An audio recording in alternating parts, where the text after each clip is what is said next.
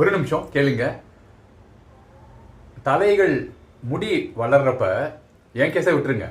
நார்மலா முடி வளர்றப்ப அந்த முடியை வெட்டி விடுறோம், ட்ரிம் பண்ணி விடுறோம், தலையை எடுக்கிறது இல்லை.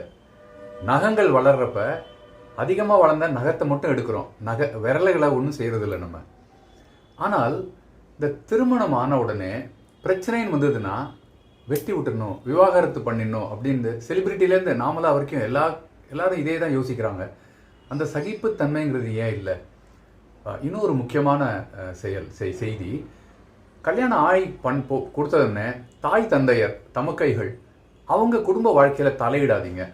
அவங்க நல்லது தான் செய்கிறேன் அப்படின்னு போயிட்டு நீங்கள் அவங்கள குழப்பி விடாதீங்க. அவங்க பதப்பட்டு அந்த வாழ்க்கையில் முன்னேறி வரட்டும். அப்படித்தானே நீங்களாம் வந்தீங்க.